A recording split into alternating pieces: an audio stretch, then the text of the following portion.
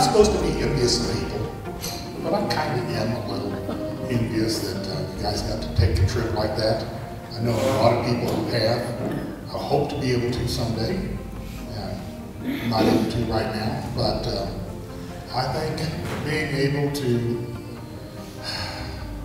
walk in places that Jesus walked and see the things that that the disciples saw would be very inspirational. And I'm looking forward to what Connie and Ben have to share with us today.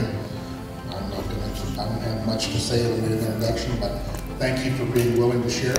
I know that from having talks with you that it was a challenge to figure out what to share because there was so much to share. But we're thankful that you're here, and you guys, whoever's coming up first, or however you're going to do it, just come on up. Well, I want to welcome you this morning and thank everybody for coming here to hear this presentation. I was going to open it up, kind of warm things up with an Israeli folk song, but after reviewing a few tunes, I found out I couldn't pronounce the words. So I'm going to spare you the agony.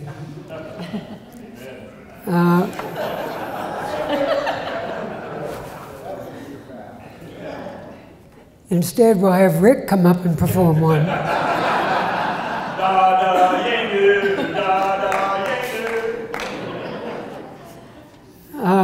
We had several people from the church and from Wichita, and I'll introduce them, and I'd like to have them stand when I call their name.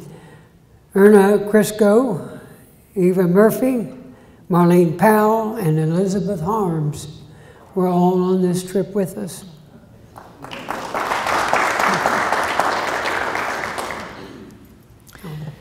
Okay, the first 2 days of our travel were on the plane.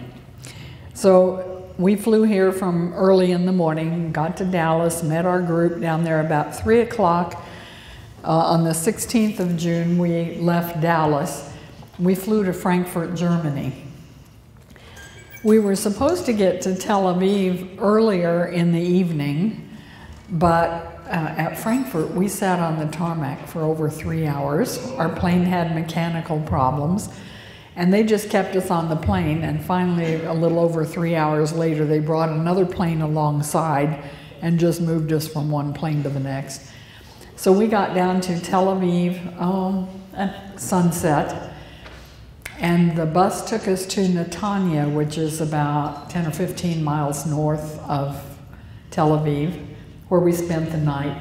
And so these two slides are pictures from the hotel of the Mediterranean coast from Netanya. Oops, there we go. Okay. And this is looking back at Netanya on our way to Caesarea. Okay, as we were going up the road, our guide, Samir Curry, pointed out these smokestacks. And this is an electric power plant. Ben says it's the only one in Israel. I'm not sure about that. But it's coal-powered, and they buy their coal from England and Ireland. And I'm going to go get my glasses. Our first stop was Caesarea from the Byzantine period. In 324 AD, the Roman city, or the Roman Emperor Constantine declared Christianity as a legitimate religion. Caesarea was dominated by Rome. It had a number of other rulers, I guess you'd say, that occupied the city over time. This was a very typical and well-preserved city. It had an amphitheater, possibly a former Colosseum. It's been updated and they still use it. They're getting ready for a concert here. You can see the Mediterranean Sea in the background there. Throughout Israel, we saw statues that were decapitated, and these are Romans, and the Muslims and the Hebrews cut the heads off of them when they were rebelling. King Herod did a lot to build this city. He built a harbor, and this was the main port in Israel at the time.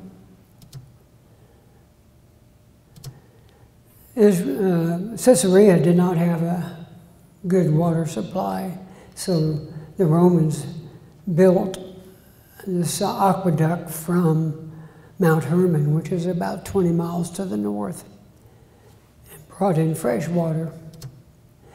The Crusaders came in and occupied the city, and they rebuilt it in European style with the moat. And it had one gate that challengers or raiders could come into, and they had to go through this building, and whoever was in power, the English, could drop boiling oil on top of them. And that's the view outside of that keep. That was really interesting. The invaders could only come in from the east because the keep just sits on the shore, but they would let them in, and then they could lower the gate and pour boiling oil on them. Okay, from there, this shot is at Megiddo. Prior to that, we stopped at Mount Carmel, where Elijah defeated the prophets of Baal and beheaded 50 prophets of Baal. So that's this shot. And then from there, we went to Megiddo. This is a Carmelite church, but you'll see over there on the left, it had a rooftop patio where you could look out over the Megiddo Valley. This is where Armageddon will be fought. And in Revelations, it says that the blood will run to the level of the horses' bridles. During this great battle, this is when all of the nations of the world are going to come together against Israel and against God. And that battle will occur here. There's Elijah again. Then we went up to the Tel Megiddo, and this was a big hill. Samir Khoury, our guide, is a Christian Arab raised by Christian parents. And he told us that the word tel means hill, which happens when you're excavating a place, you get a big hill. And so this is a pretty steep walk, and I decided not to walk clear to the top. But down lower, I found a workman working with a small trowel or a pickaxe or something, digging out some artifacts. So I got to see a little of the dig. And the people who walked all the way to the top, Elizabeth, did you walk to the top? Okay. Anyway, when they got back, they said, well, there wasn't a whole lot to be seen.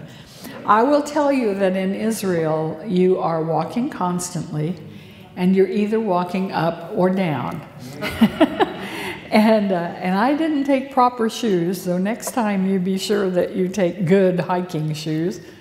So my feet were sore all the time. Then this is an ancient olive tree. The young trees don't have the trunk as twisted as this. So this one might have been around back as far as the 1st century. And then we went on to Nazareth Village. As Stan mentioned, our challenge here was to get 2 weeks of photographs into a little over an hour. So we're just hitting the highlights, and we'll be glad to visit with you afterwards if you have questions. At Nazareth, we went to Nazareth Village, of course, the boyhood home of Jesus. And we went to a place where there are a lot of reenactors. This is the sheepfold. The winnowing floor, where they separate the grain from the chaff. This is an olive press. And this would be the carpenter's shed. This was a synagogue, and this was typical of many. In the small synagogues, they sit on the sides, and the rabbi stands in the center and talks. I was really interested in the construction here because I had done some research for a book, and so their buildings were stone, but look at the roof of that building. They would lay logs across the top of the roof and then thatch on top of that. So you can see how it would be fairly easy to let a lame man down through the roof when Jesus was talking at a house. Okay. This is where they ground the grain into flour. Okay, day 4. So that on the night of day 3, we stopped at Tiberias and stayed there for a couple of nights. Tiberias is on the western, kind of the southwest shore of the Sea of Galilee. And the next day we went to the kibbutz Ginosar. So a little bit of history about the kibbutz, or the plural is kibbutzim. Back in 1917, when the Balfour Declaration allowed the Jews to return to a homeland, they began their immigration. And then during the Nazi wars in the 30s and 40s, as they became more oppressive of the Jews, they came in more and more. And Israel at that time was complete desert, and the people realized that if they were going to survive, they needed to band together. So they went into these kibbutzim, which are communal places, and most of them at that time were farms, but today Samir tells us they have technological and industrial kibbutzes as well. So this was kibbutz Ginosar, and we went to the St. Peter Boat Museum. This is a boat that they found on the lake shore in the mud years ago during a time of drought. It was really interesting. They showed us a movie of how they got that out. So they dug around it real carefully, and then they sprayed it with expanding styrofoam to be able to lift it out of the mud, and brought it back and preserved it and built this museum. You're looking across, or back at our, where we launched at the boat ramp there. And this boat wasn't a whole lot better than the ones they had back in Jesus' day, but it managed to survive. Felt pretty stable. For each group that comes on to their boats, they raise the flag of the country that they're from, and they play the national anthem. We did have to sign up for the Israeli Navy for 1 week. This is some of the crew.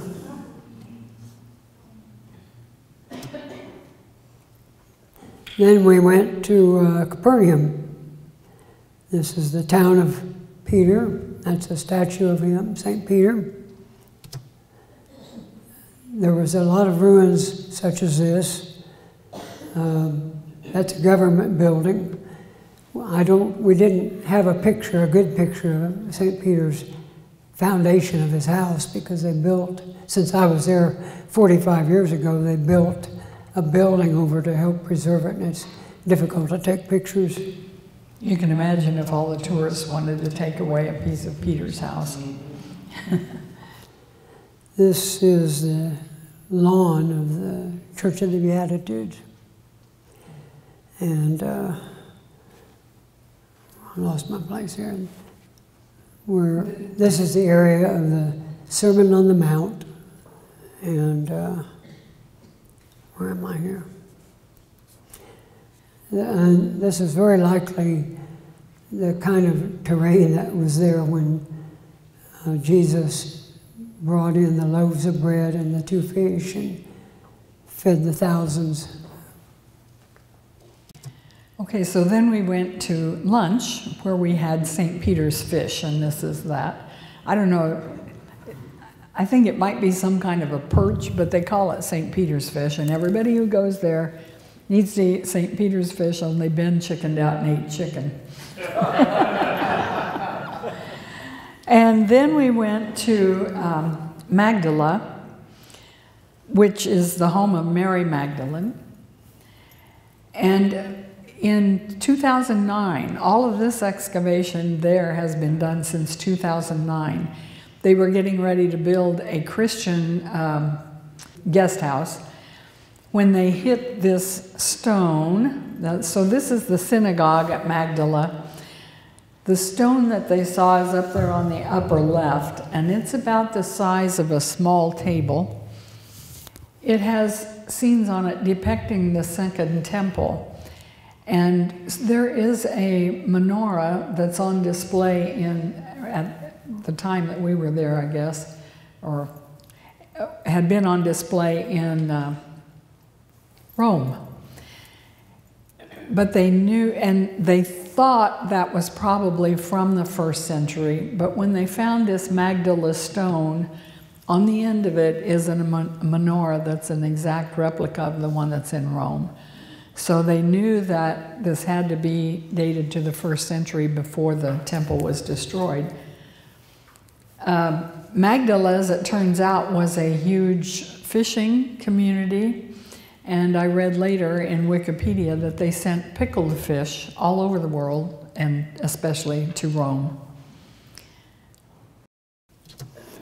The next place we went was the Golan Heights, and we went all the way up here to the top, right on the border, and we could look out over into Syria, and there was a United Nations compound, which is right in here, probably had maybe 20 soldiers, and they were the peacekeeping force.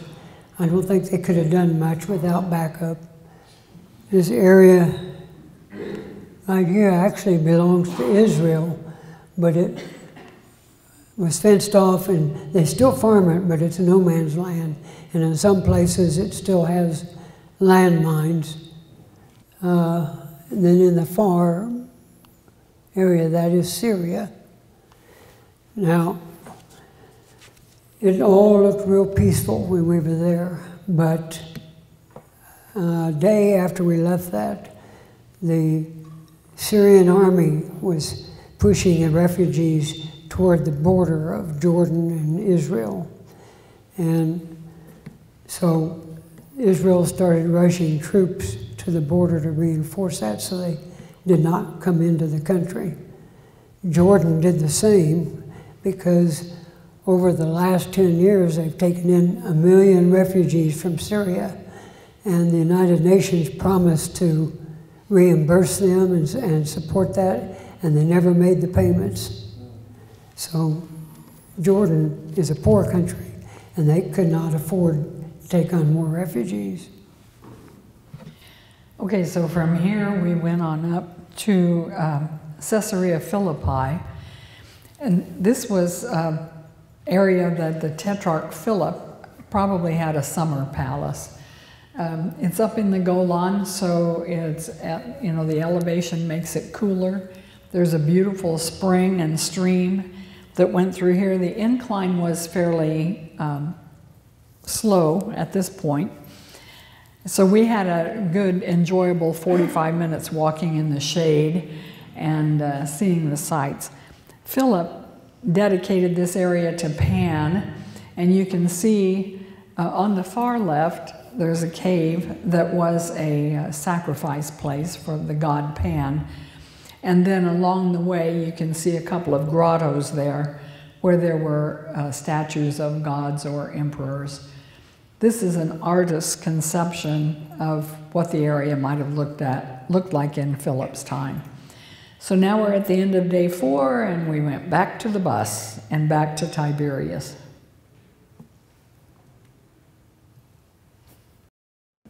And this is breakfast at our hotel, and it was typical. They always had a spread laid out with plenty of food, and it was that way at all of our hotels. We had buffets, breakfast and supper. This is from the lawn of the hotel looking out on the east side of the Sea of Galilee. And let's see here. We're on our way to Jordan and Beth Shean. Beth Shean is probably one of the best preserved and restored ruin sites of anything that we saw. And it's a large site. And it was very, like most of them, it was very much Romanesque. So this area goes back thousands of years, and like all of these areas, the cities have been rebuilt on again and again and again. So I can't remember how old Beth Shean is. But if you see the mountain in the back, that's where Saul and his sons lost their lives in battle. And the city of Beth Shean, they beheaded them, and then they hung their heads on the wall of Beth Shean. And Saul's men came at night and got the bodies back in order to give them a proper burial. Just to show you how old Beth Shean is, it was occupied by Egypt, the Philistines, and it was in Solomon's kingdom, and Greece, and then Rome. And it had all the Roman attributes. And this is just a tunnel into that big amphitheater. I thought it made an interesting shot. Okay, so from Beth Shean, we went across, on our way to the border bridge crossing, we went through Gadara. We didn't take, we have some photos, but we didn't have time to include them all today. Gadara is Jerash today, but at the time of Jesus, if you remember, Jesus healed the Gadarene demoniac. Well, we don't have anything in the Bible that says that Jesus actually went into Gadara, but it was a very Romanized city, and it had a hippodrome where they did chariot races. We saw a huge, on the excavation, an area of huge stables where they kept the horses. Some beautiful Romanesque ruins that we just didn't have time today to show you. When we crossed, just jumping back a minute, when we crossed into Jordan, we had to change buses and we changed guides because they didn't allow the Israeli bus into Jordan or its guide. But we had Christian guides that were Arab or Jewish on both countries, and their knowledge of the Bible was just amazing. And we'll show you their pictures in the end here.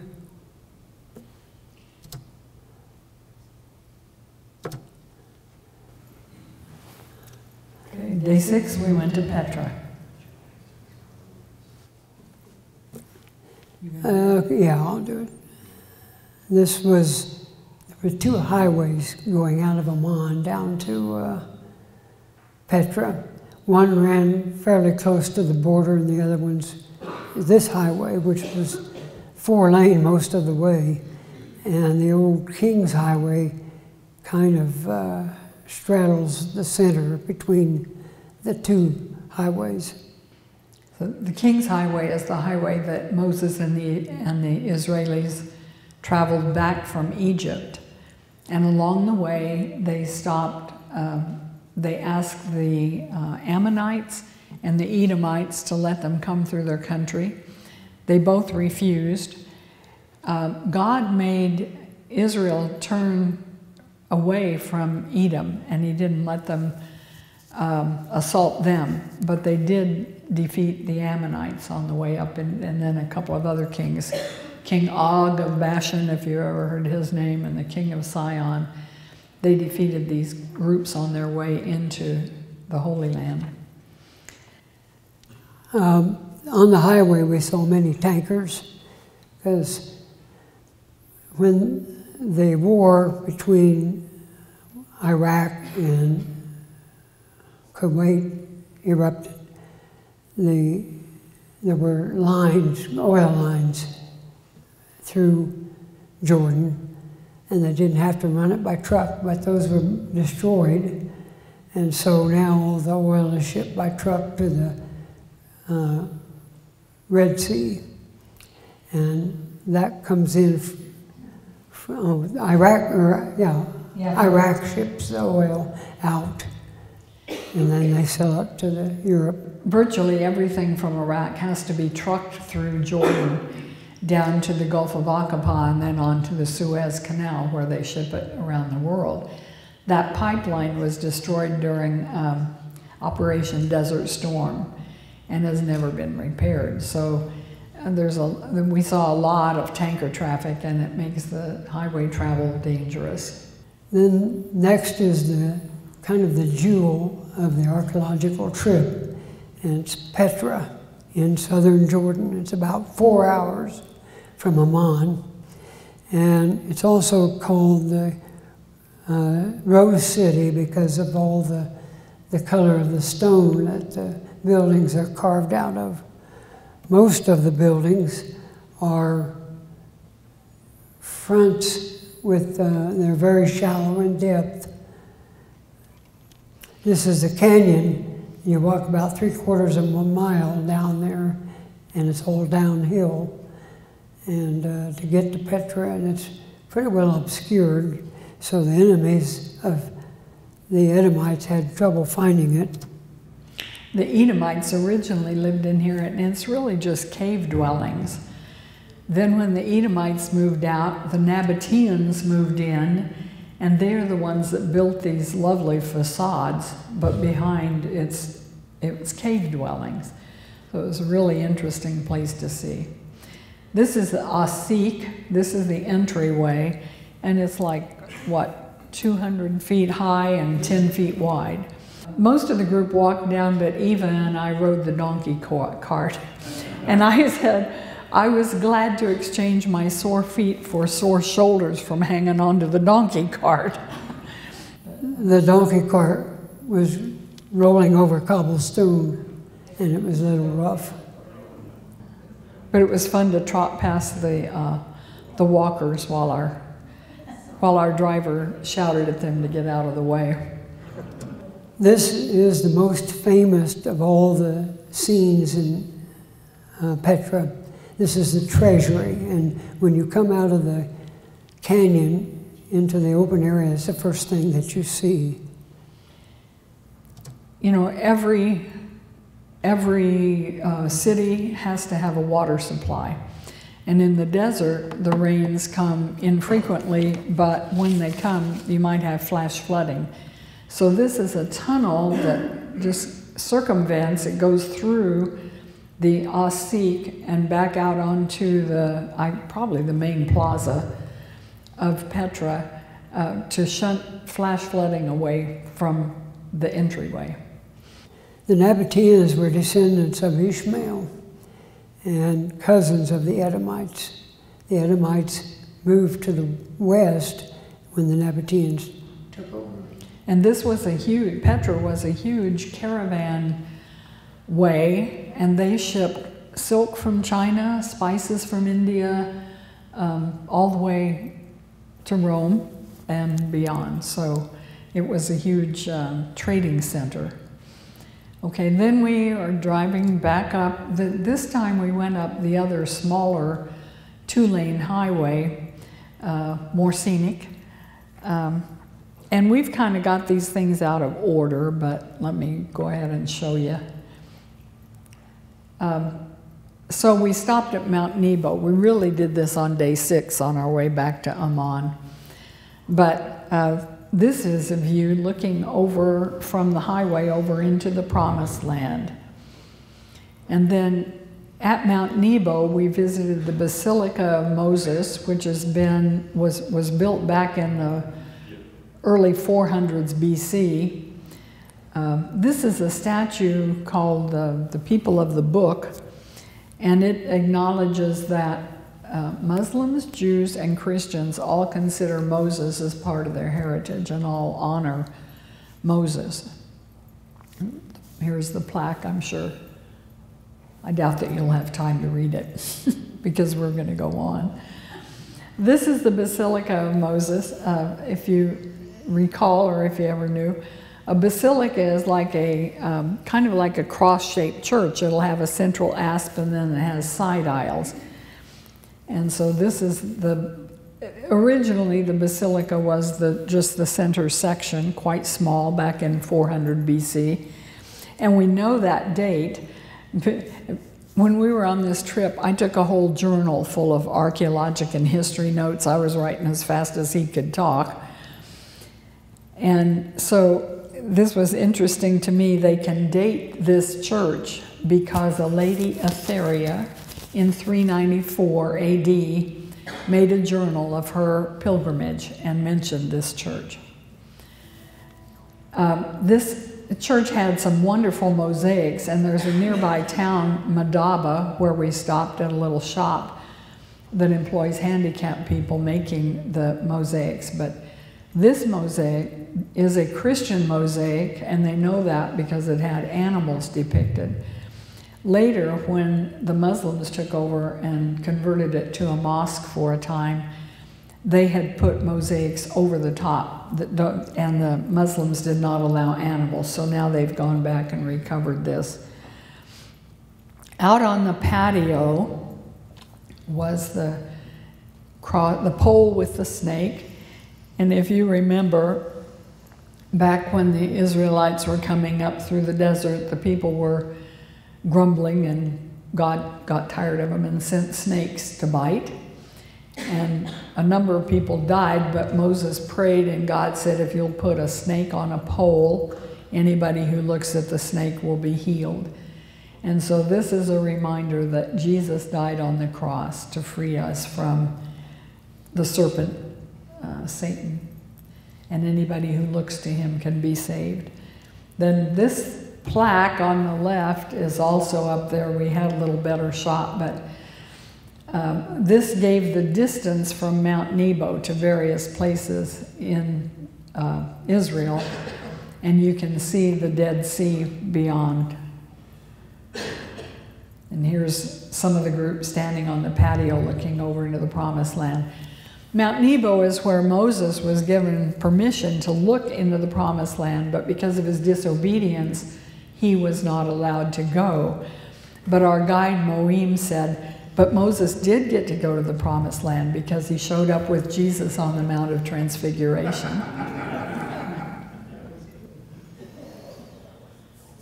Okay, at this point we crossed back into Israel on the King Hussein Allenby Bridge. To the north of this area was the plains of Moab, where the Israelis camped before crossing the Jordan River into the Promised Land. Go ahead. Then we visited the baptism site south of Jericho. And this is the traditional site where Christians have believed that Jesus was baptized by John the Baptist. There was another site further north, and we saw that on our way over. But Samir said, no, we're going to wait and be baptized at the traditional site. This is in a Palestinian-held area, but it is overseen by the Israeli Ministry of Tourism. And so you can, over and over, we could see the conflicts. This had been a militarized zone in the 1967 war, and they did not clear the land. In fact, there are still some unexploded landmines because we'd see an area fenced off and it would say danger landmines. And Samir said they put up fences to keep animals and people from wandering through. But this was a militarized zone and was not cleared for the baptisms again until 2008 from 1967. So. In the 67 war, if you can remember, Lebanon, Syria, Jordan, and Egypt all attacked Israel in a coordinated attack. Israel fought all of them off, and Syria had been using the Golan Heights to shoot their rockets and such. They had a perfect vantage point of all of Israel, and they could just shoot right into there. So in the war, Israel took the Golan Heights to stop that aggression. Okay, so here's just a picture of our Elizabeth having her baptism there at the traditional site. There were 8 of our group that got that. Neither of the others. Elizabeth was the only one of our group from Wichita that did that. Okay, then going back, we went about 10 miles northwest from the traditional baptismal site to Jericho. Jericho is the oldest city on earth, continuously inhabited for 10,000 years, below sea level. You can read the plaque. Again, I really encourage you to go on Wikipedia and go on the internet and research some of these things, because there are some beautiful shots of the excavation at Jericho, but we didn't really get any photos. But this was an area that the prophet Elijah, the people came to Elijah and they said the water here is bitter. And he had them get a new bowl and put some salt in it, and he put that in the water, and the water was sweet so that they could use it. So this was just a lovely mosaic and fountain, and I took some time to rest while we were there, and apparently everybody did, because I don't think even our professional photographer got any sights at the Tell. While we were there, this guy with a camel encouraged a tourist to take a ride, and that was just fun. And from Jericho, then we traveled on down to the Dead Sea, and this is our hotel on the far left, the Hotel David and Spa, right on the coast of the Dead Sea. So we had a good dinner. We had time. Every day when we got to the hotel, we were exhausted, and we had usually about an hour and a half that we could rest with our feet up before dinner. And then after dinner, this evening, we went down to the seaside. And I think 2 or 3 of the group went on down to wade in the Dead Sea, but by that time we decided just to enjoy the evening. The Dead Sea, we were told, is evaporating at an alarming rate, and at the rate it's going, in 25 years, it'll be dry. Okay, day 8. Okay, we went to Masada, and from our hotel there in the, I guess it was in the Dead Sea, which at the Dead Sea we were clear down at the bottom. That's where our hotel was. And anyway, Masada was built by King Herod. It was a resort, sort of, for him, and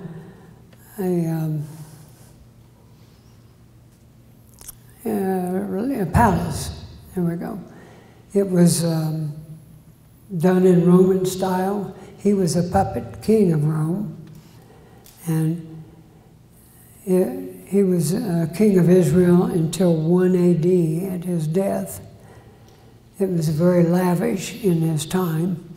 It was also the highest point with a vista to the Mediterranean Sea. You can see the Mediterranean far off in the distance, because Israel's not a very big country. You get up high and you can see all kinds of things. You can see Jerusalem from that point. So we rode a cable car to the top, There also was a walkway, very steep. None of us took that. We all rode the cable car. Then here's some views of Masada from the top. You can. It was a very hospitable place, you can tell by the terrain.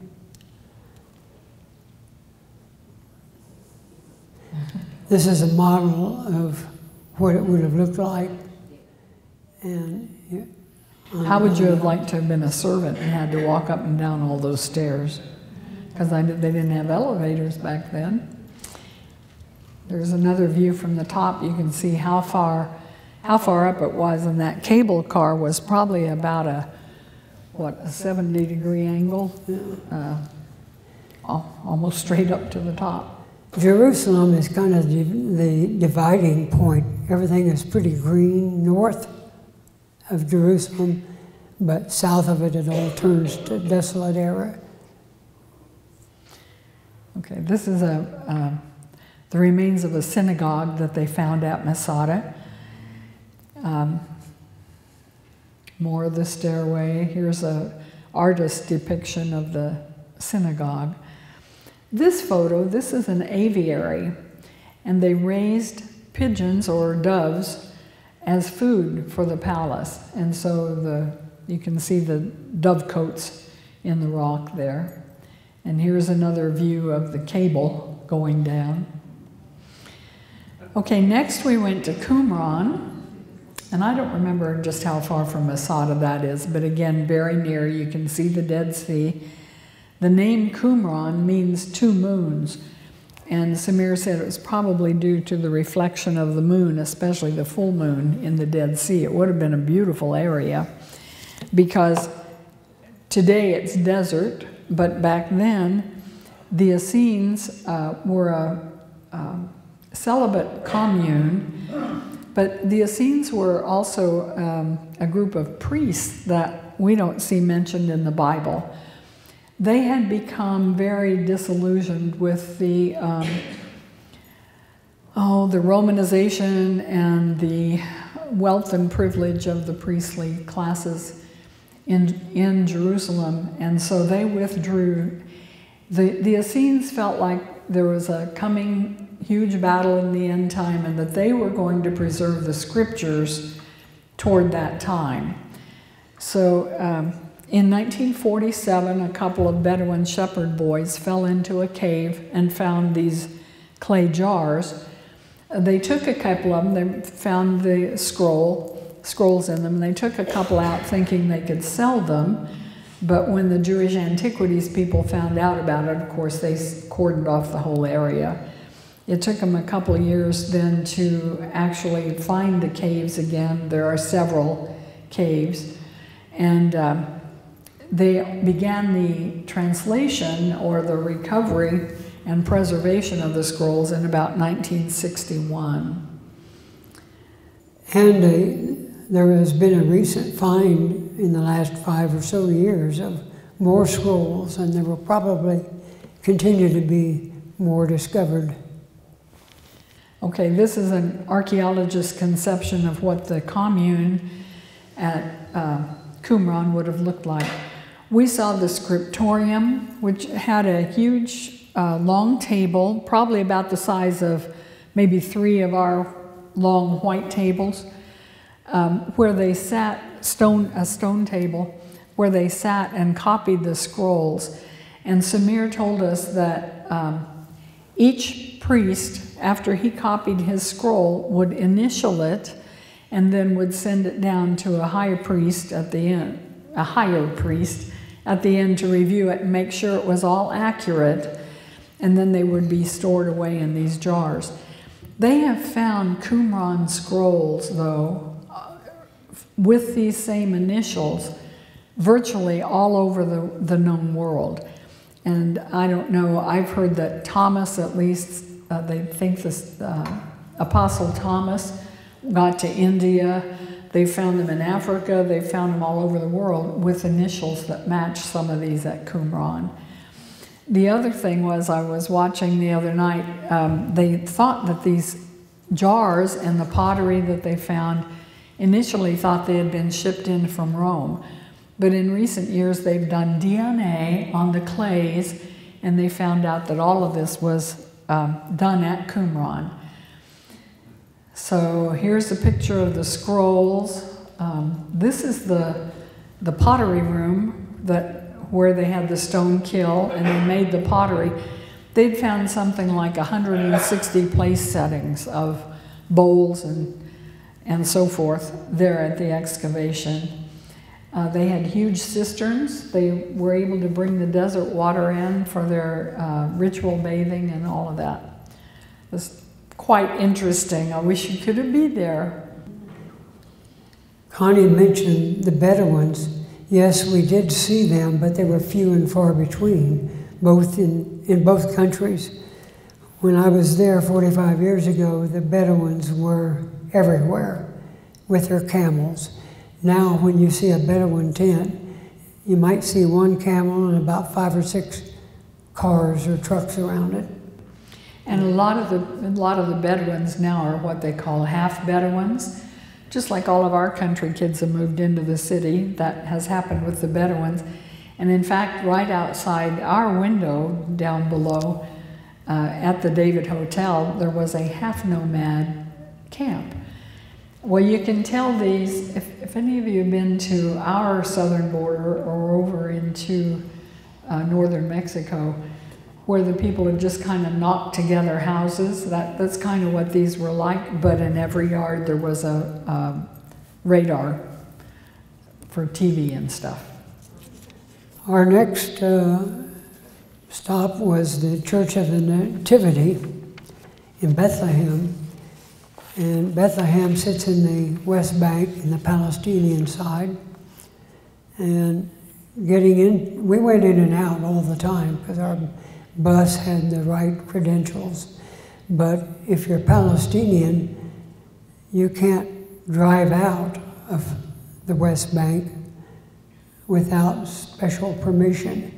And they have different license plates and sometimes little tags on the windshield like a K-tag.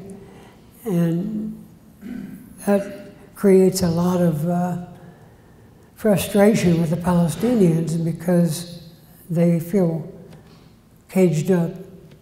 Bethlehem is only 5 miles from Jerusalem, so you can see the conflict. And while we were over there in the West Bank, I saw signs that said, pray for the freedom of Palestine. But you know, in the beginning, the word Palestine actually originated from Philistia. And the Romans applied Palestine to the whole area after they conquered Jerusalem simply to erase the Jewish influence. But over the years, the Palestinians were simply warring Arab tribes that fought each other until they began to reunite to terminate Israel. If you notice the sign, it's in English and Arabic. There is no Hebrew on that sign, and that's pretty much the story throughout the West Bank. And on the Israeli side, it's in all 3 languages. Okay. This is in the grotto underneath the Church of the Nativity. We stood in line for a long time as pilgrims walked by this, and many of them knelt to kiss the stone, but this is supposedly the grotto where Jesus was born. Now, when Constantine was emperor, he sent his mother, Helena, back to the Holy Land to find the traditional Christian sites. So she went there in about 321 AD.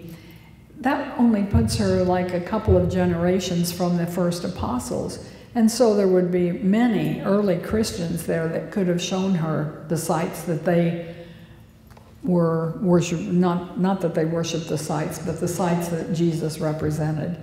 And so I wasn't too into all the modern basilicas, even Roman basilicas that have been built, but I was into seeing where maybe Jesus actually was, so that was good. Okay, we're on day 9. And we went to the Israel Museum. And this museum contains many of their historical items, art, models of the old city, and the shrine of the book containing the Dead Sea Scrolls. It was no photos allowed in there, and it was all under very high security. This is probably the most valuable asset Israel has. Okay, now there were photos allowed here, and this is a scale model of the old city of Jerusalem. The scale is 2 centimeters to 1 meter, and we'll just show you some pictures. Wonderfully done. Okay, this is one depicting the temple, and if you'll look to the left, the colonnades at the back, that's the courts of the temple. So that runs east and west. Jesus came through the eastern gate into those colonnades, and we'll show you another picture later. But the courts of the temple, Jesus was not a priest, and so he couldn't go into the temple proper, which is that small area in the center. But he did most of his ministry around Jerusalem in the courts of the temple. This goes out of the old city, and it's situated up close to, I'll see if I can show you. You can see there in the center of the photo where that stairway goes down. That's where the wastes from the temple were taken out into the, I think that was the Hinnom Valley on the south, where they would carry out the entrails and the parts that they didn't burn, carry out to the garbage pit.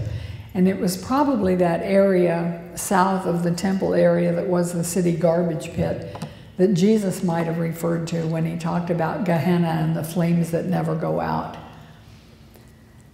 There's another picture of that. What's this one? Oh, we don't have time for you to read that. Sorry about that. Oh. Okay, then we went out to Genesis land. In the Judean wilderness. This was Abraham's tent, and we went here for lunch. We had to get there from the parking lot by camel, so I believe everybody rode a camel down. It was all downhill. And then we sat on the ground, and the tables were about this high. Up at the top of the hill, we met Eleazar, who was Abraham's servant. And if you remember, Abraham had made Eleazar his heir because he did not have a child. And then God came to him and said, no, you're going to have a child of your own, and then they had to wait another 20 years. But this Eleazar is a Beta Israelite. In 1975, there was a group of Ethiopian black Jews that were found, and it took them, well, I guess it was in 1975 that they declared that these people were authentically Jews. They'd been worshiping the Old Testament ways for 1,500 years. And so they declared that they were Jewish. They brought them to Israel. And Eleazar is the second generation. His parents had come from Ethiopia, so we had a fun time talking about that. However, while we were there, there was a big issue in the newspaper that the biggest winery in Israel was trying to put out their black employees, saying that they were not Jewish enough. And this is after these people had been declared by the priests to be authentic Jews. So racism is everywhere. Okay, this was a camel ride. Here's Abraham. If you recall, in the Bible, people lived for many, many years, a long time. This is one of them. This is Abraham.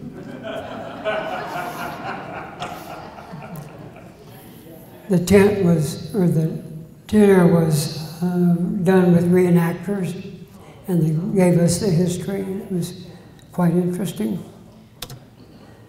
This is the terrain around that, where the site of Abraham's tent. So we were sitting in the tent that was behind Abraham here, draped like with canvas or whatever, similar to what you would have sat in back then. And this, the view of the plains of Moab, is what we saw from the tent. And then getting the camels to take everybody back up after a full dinner. They even had to encourage the camels to go uphill. I rode the golf cart. Riding a camel was not on my bucket list. We next went to the Holocaust History Museum in Jerusalem, and this was a very solemn event because it was all about the Holocaust, World War II, and everything leading up to it, how the Jews were treated by Hitler. It was very tough to look at. I saw things in this that I had never read or heard of or seen pictures of. Have any of you seen a Holocaust museum? Okay, so I'm not sure where you saw it or how it was, but in this one we kind of snaked through room after room, and in each room it followed the history with photos, like on wall screens, of the progression of the Nazi elimination of the Jews. And as we walked through there, I began to understand, because these Jews, after their dispersion, had lived for hundreds of years in these European countries. They had made their lives there, they had been business people, they had been well respected in their community. And all of a sudden, within 5 or 6 years, to not only be non-entities, but declared non-human and worthy of extinction. You can imagine the confusion in their hearts to have this happen when one day they're accepted in their community, the next night there's the Kristallnacht where they broke all the windows, and from that point on you're nothing, you have to wear a label. It was horrible. There was a room in there called the Hall of Names, and the room is probably like 15 by 15, a circular, domed room covered with pictures, 2 by 3 inch pictures of all the victims that they have been able to collect pictures from, of those who died in the Holocaust. And today they are still adding, whenever they can find someone new, a picture. In the room, there's a circular balustrade, and below that, about, I'd say 5 feet below the floor, a reflecting pool. So you're standing there in the midst of thousands and thousands of people who were exterminated. And then they had another room of the Hall of the Righteous, where it showed pictures and biographies of people who had worked to save Jews. And by the time it was over, we were physically and mentally exhausted. Outside the building is this walk of flags. And we couldn't remember for sure, but I think this was the flags of all the nations that had been implicitly involved in the Holocaust because we did not speak up. And America was just as much a part of that as anyone. Here's just a view of the countryside. I was a child in Asbury in 1948, and my granddad was so into prophecy and the land that he really talked about this. Israel was a desert. Nobody, I mean, he showed us pictures. We saw photographs. Nobody could ever imagine that Israel would bloom. But Ezekiel says the desert will blossom as a rose. And so I just took this picture because it's the greening of Israel. And those tall, skinny trees are cypress trees. Then day 10, we went back to Jerusalem and we went to the Old City. And this is a Crusader gate, so of course this was not there in Jesus' day. But this just shows us going through that gate into to visit the Wailing Wall. If you look carefully, there are armed military around the gate. I guess that picture's gone now, but I think there's a soldier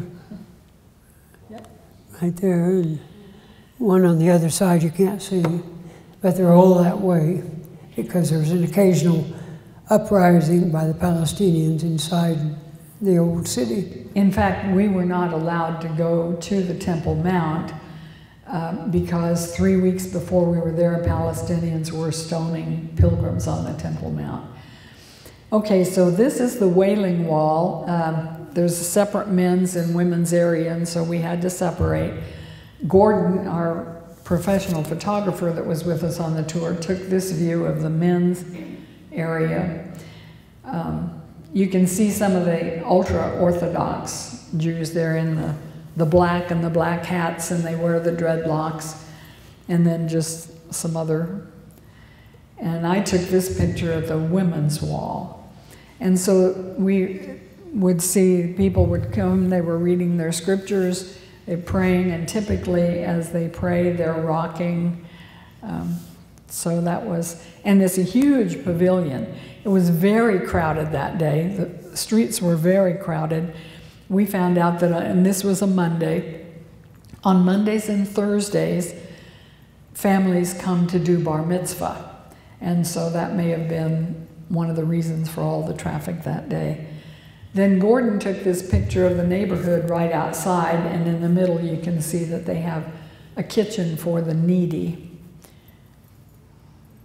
Then we went under the wall. This tunnel under the western wall was built by King Herod. It may have been an escape route in the event that it was needed. And in this area, we're at the nearest point to the Holy of Holiest inner temple. This contained the chamber where the Ark of the Covenant, which was lost when the first temple was destroyed, it was returned, has since disappeared. We didn't get a picture of this stone because there wasn't room to back up to really get a photo, but there's a foundation stone there that was placed in when Herod expanded the temple that's like 45 feet long, 9.8 feet tall, and 11 to 15 feet wide. The largest stone that they think ever moved by humans is part of that western wall. Pretty interesting. This is the Dome of the Rock and the Muslim sector, which we were not allowed to go in. When I was there in 1973, which was strange because that was shortly after the Six-Day War, and security was very strict, but our tour did get to go inside, at least the men. And it's all mosaic tiles and quite beautiful inside. Okay, so this particular view is taken from the Mount of Olives, and this is the eastern wall of the old city with the Dome of the Rock. And then because of the valleys, the Kidron and Hinnon valleys are on the east and south of Jerusalem. The only way Jerusalem can expand is west and north. So there's the modern city behind. This is the Messiah's gate. It's part of the eastern wall. This gate is sealed, and Jews, Christians, and Muslims all believe that their Messiah will come through the eastern gate when he comes. And he will. This is the gate that goes directly into the courts of the temple. And this is the gate that Jesus came in on his triumphal entry. But the interesting thing about that is that the Messiah of all of those religions will come through that gate. because Jesus is King of Kings and Lord of Lords, and he's Messiah, whether anybody believes it or not. So this is a picture of the new U.S. embassy with the Israeli and the American flags. And as we were leaving Jerusalem one day, there was a big signboard on top of a building, and it said, "President Trump, make Israel great again." President Trump is very popular in Israel. And the Jews were so welcoming of us as American tourists and thanking us. Okay, this is another gate. This is Zion Gate into the Old City. It's called the Wounded Gate. In 1948, the Palestinians occupied the Old City and the Jews were trying to reclaim it. So the Jewish shot at the Palestinians that were inside that gate.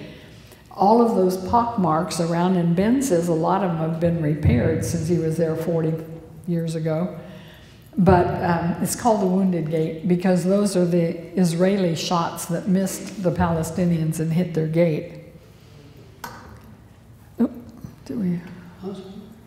Looks like we dropped a photo. Which I think was just another one of the view of the city. Cityscape. Of the Yeah. panoramic view of the whole city.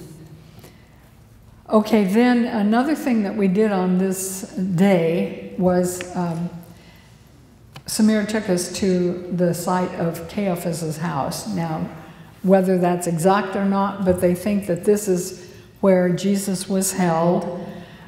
You know, they took Jesus in the garden after dark on the night before his crucifixion, and they took him to Caiaphas's house.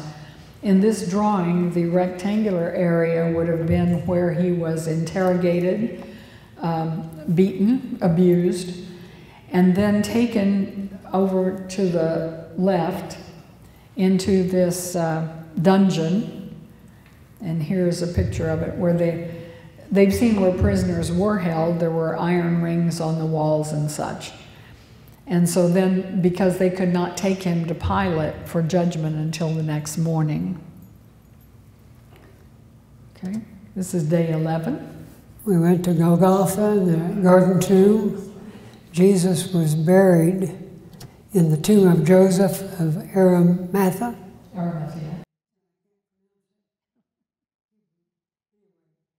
Not far from the site of the crucifixion.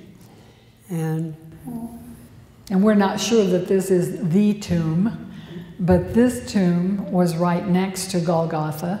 And because Jesus died at 3 in the afternoon and they had to get him into the tomb before sunset, which was the Sabbath. So it's possible that this tomb was used. there was a little garden in this area, and we took communion at this garden. This was a very sacred moment for me and another highlight of the trip. Okay, this is Golgotha, and this is a photograph that was there, and the reason I wanted to show it to you is that in this one you can see the nose. You can see the eye sockets and the nose. But in the last few years, there was an earthquake that took out the nose. You can still see the eye sockets. The docent said that our view of 3 crosses on a hill is probably not accurate because the Romans, number one, liked to crucify a whole lot of people at once. They could sometimes crucify 100 at a time. And they wanted it to be right down on the thoroughfare where people would look at the crucified eye to eye. And so it's more likely this is right outside the gate that goes into the marketplace. It was a huge area of caravan travel, people coming into town from wherever. And so down where those buses are, right along the face of the cliff, is probably where Jesus was crucified. But, you know, the Bible says that the people walked by wagging their heads saying, well, if God's going to save him, let him bring him down or whatever. Then we walked over to the or took the bus, I'm not sure which, but we went to the Via Dolorosa. And this is the street that Jesus carried the cross down before the crucifixion. It starts inside between the markets and goes on out to the outside. And these two views look like they're a flat surface, but they're not. It's a terraced walkway, big wide steps that you walk up in the market all along the way. Okay, then we moved on to the Jerusalem Archaeological Park. This is an area of the city that has been recently uncovered, and the way they find these is when they start to build a new building, they have to dig down, and if they find anything that sort of a remnant of an older civilization, they have to call in the archaeologists and dig it out and find out what it is, and that stops the construction. So that causes a lot of problems with people wanting to put up new buildings, but it's all very important. And this is a huge area, excavation of Old City.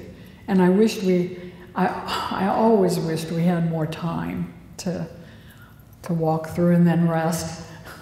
And then inside the archaeological point was a mural, the archaeological park building was a mural, and this shows the courts of the temple. And over there on the right, if you can see, probably a figure depicting Jesus with a lamb across his shoulders. Okay, then we're still staying at the David Hotel on the Dead Sea. We were there, I think, 4 or 5 days, the last days of our trip. The next day we went back into the Old City again. This is David's Citadel. This actually is, oh, we dropped a picture again. Okay. Okay.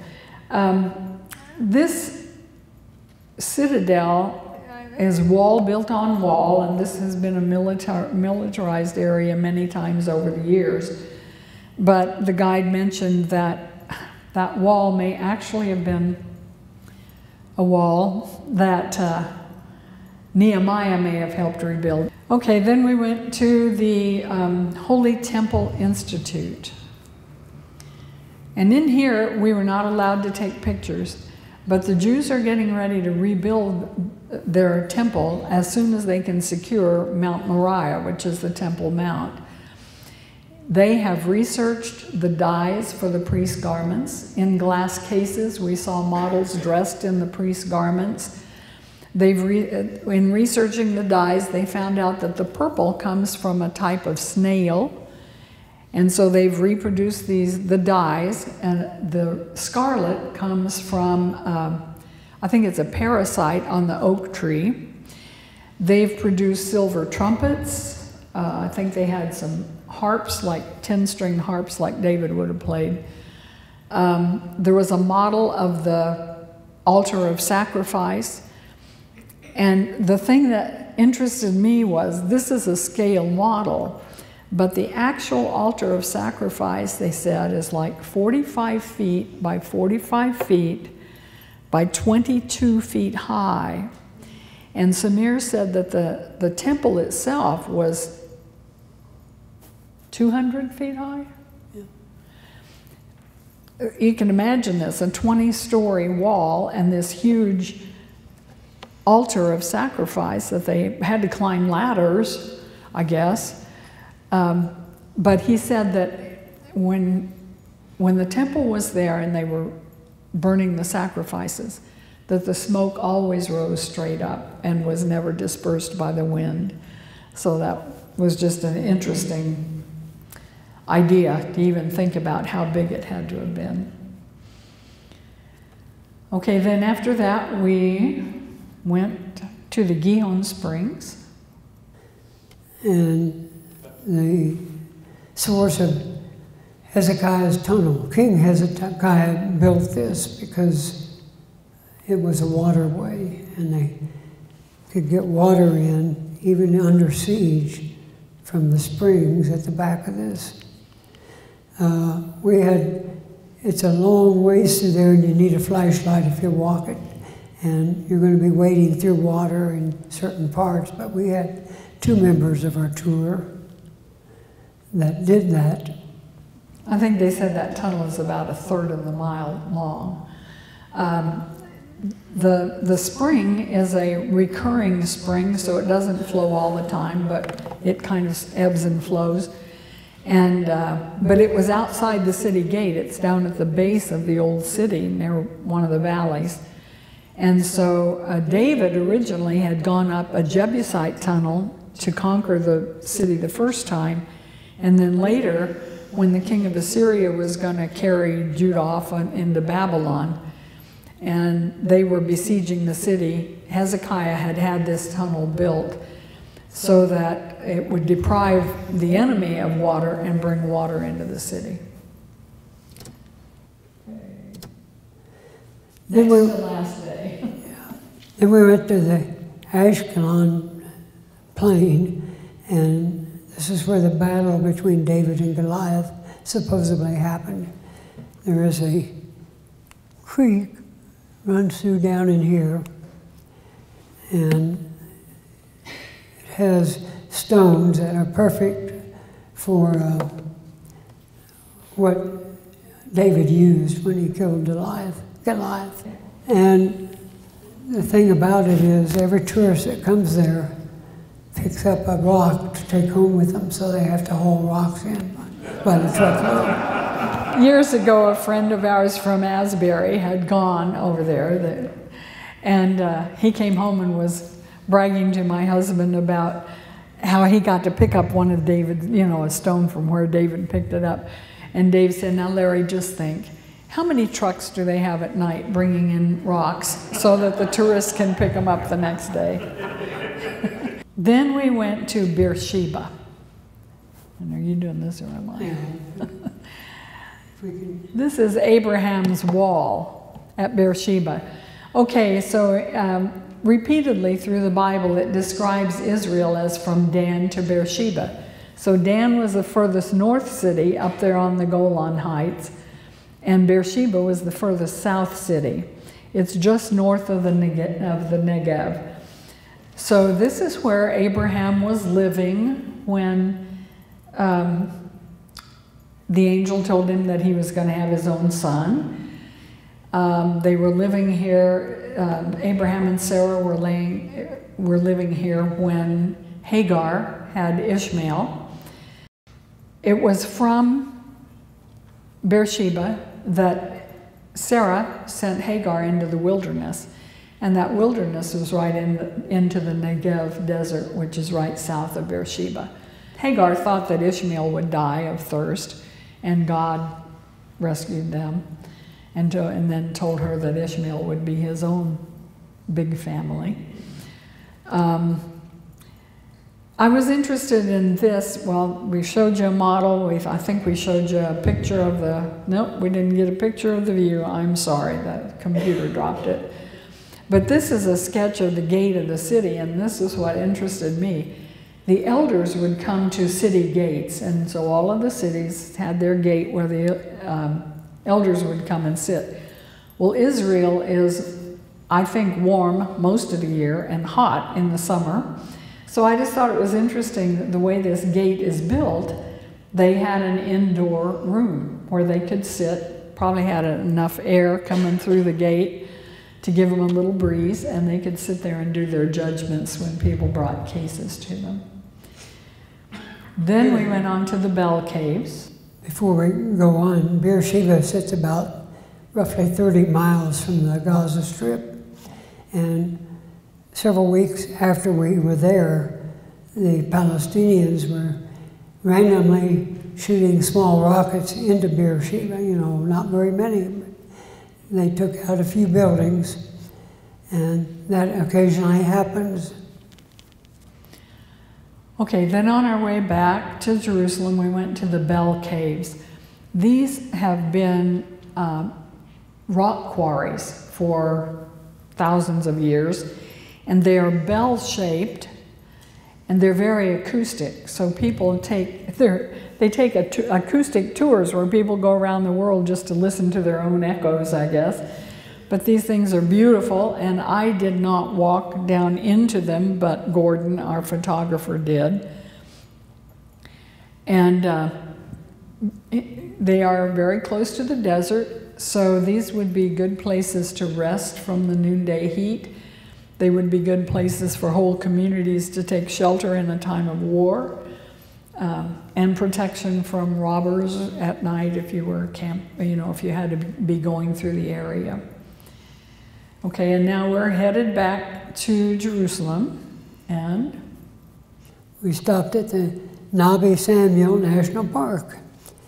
And this is where Samuel's tomb is in the site of ancient Ramah. What is this? Just I think another scenery, I guess. And this is the tomb at Nabi Samuel, where Jews come to pray. Day 14, this is the last day of our tour. We went to Abu Ghosh. And Abu Ghosh was the ancient Kiriath Jearim. This is when the Philistines had stolen the ark, and then God afflicted them with boils, and they decided that the ark better come back to Israel, so they dropped it at Kiriath Jearim. It was there for a few months, and then David wanted to bring it back to Jerusalem. He made the mistake, instead of carrying the ark on the shoulders of the priests as God directed, he put it on a cart. And in that trip, one of the Jewish men reached up to steady the cart that was rocking, and he was instantly killed. So they stopped then at somebody's threshing floor. Pastor ought to know that name. And then eventually David brought it back to Jerusalem on the shoulders of the priests as God directed. The Crusaders also thought that this might be Anathoth, which was the birthplace of Jeremiah, or they also thought it might be ancient Emmaus. So, we were walking, okay, Israel is like 80 by 150 miles. So all of this activity, and every day we're walking back and forth over the same area. And it's just so interesting to find out all of these ancient events that piled on top of one another. Just to put it in perspective, Israel is just slightly smaller than the state of Vermont. And there's a picture over there on the map to compare it. So Abu Ghosh is named after the Muslim family that lived there back in 1948. They were the only Muslim village that remained neutral in the war for the land, and they allowed the Jewish convoys to get through. So they helped Israel win back the land. This is the Knesset building. One thing that Samir told us that was interesting is the Israeli Knesset is made up of 120 different political parties. Over half of them are ultra-Orthodox, but in order to get anything done congressionally, they have to form coalitions. And so I thought, well, that might be one solution. If we had a few more political parties that were active, that might help. This is their House of Parliament. And this is the menorah. Given by the British. Okay, and then Herodium. We went to Herodium, and again another fortress built by King Herod. And it is to the southwest part of Jerusalem. Jerusalem is all building up to it. It's amazing how Jerusalem has expanded. So Herod chose the highest point, and then he built this huge palace, and when they were excavating for the palace, they added to the top of the mountain, so it gave him an excellent lookout. And this was his quick getaway in time of attack. Oops. So there's the artist's conception of what it looked like, a huge circular palace. Would have been quite lavish. That was the tall building. The top half of it is gone now. And we didn't get a good picture, at least to include here today, from the view that we had from the top of the mountain, but you could see the Mediterranean, you could see the Dead Sea, all around the area. This is our Jordanian guide, Mohem, and our Israeli guide, Samir Khoury. And this is the Wichita group. And I just wanted to say that this trip was quite meaningful to me, because I'd been there before and I felt like going back kind of fulfilled my bucket list in a way. But it was quite meaningful just to walk in where Jesus walked and throughout his country. And it became my Israeli connection, and it could be yours Israeli connection. The thing about it is, there's been so much discovered archaeologically and scientifically proven that really goes to prove what is in the Bible is correct. And so the doubters just need to read a little bit and go to Israel, if you ever get the chance to do it. Up here, I've got several things to look at if you want to take the time. For those of you that read, there's an Israeli newspaper. For those of you that don't read, there's a Palestinian, or the Jerusalem Times, and it's in English, has pictures. And there's some other things to look at. You know, that view under the Western Wall, Israel began that excavation with the idea of proving their right to the Temple Mount. And the Muslims are very resistant to that. So Samir said that they would excavate, and they started a hill, you know, with all of the artifacts. Of course, they were pulling them out as quickly as they can, but the Muslims would come in and carry off truckloads of that excavated dirt, because they don't want it to be proven that Israel was on that mountain a long time before they were. So thank you for coming.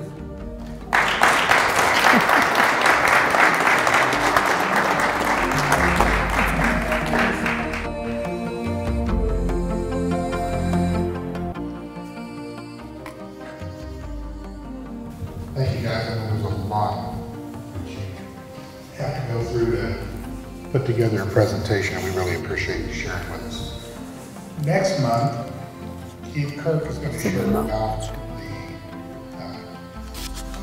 the experience that they had with Joey's health issues a couple of years ago and what that did to his walk and to their family. So you're all invited back, and we appreciate you coming this morning. I'll just like to close us in a word of prayer and just dismiss us. Father, we just thank you again for the presentation we've seen today, the reminder that you are King, you are working, you are still present and actively working your plan in the world. We thank you for the time we've had to gather together to fellowship, and we just ask that you would dismiss us now as we go our ways. In Jesus' name, amen.